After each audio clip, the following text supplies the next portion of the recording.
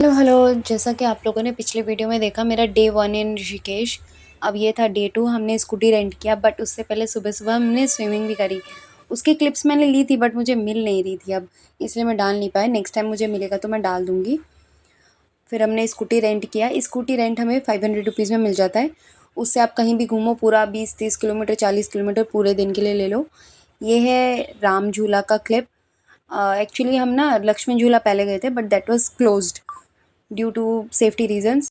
उसके बाद जो आपने फ़ोटो देखी शिव जी की मूर्ति की, आई डोंट नो कितने लोगों को याद होगा, बट 2013 की जो आपदा थी उसमें वो मूर्ति किसी ने देखा है कि नहीं देखा है, बट वो फ़ोटोज़ जो वायरल हुए थे उसमें वो मूर्ति का जो पानी का लेवल जो था पूरे गर्दन तक था। मतलब कितना ऊंचा भरा हुआ था, आप ये सोचो।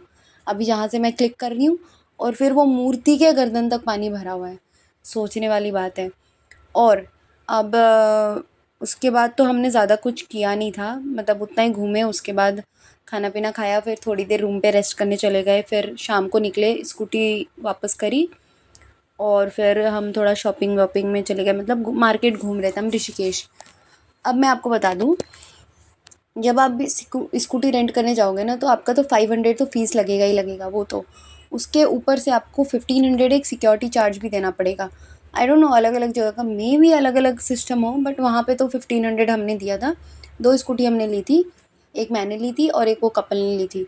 तो 1500 करके हम दोनों ने अलग अलग से दिया था। उसके बाद तो मैंने बता ही दिया, कुछ किया नहीं ज़्यादा। और फिर नेक्स्ट डे भी सुबह सुबह मैंने स्विमिंग करी। उससे पहले दिन तो हम तीनों ने करी थी, बट नेक्स्ट डे सिर्फ मैंने अकेले ने करी थी, सुबह जल्दी उठ के। मुझे पसंद है इसलिए, सुबह उठने की आदत भी रहती है। तो फिर हम निकल गए थे हरिद्वार के लिए। अब निकलते निकलते हमें शायद 9:30-10 ऐसा बज गया होगा। उसके बाद क्या हुआ ना, इतनी भीड़ मिली हमें लिटरली वो होटल वाले ने बोला था कि उनकी भी बीवी शायद गई थी, तो उनकी बीवी ना सुबह 6 बजे की बस में बैठी, 11 बजे तक पहुंची नहीं थी। तो वो होटल वाला कह रहा था कि आप भी नहीं पहुंचोगे, आप भी नहीं पहुंचोगे, मत मत जाओ, अभी मत निकलो, ट्रेन से चले जाओ। ऑप्शंस बहुत देख रहे थे, but then go with the instinct. कुछ भी मत सुनो किसी की, आपको जो दिल में आ रहा है ना वो करो।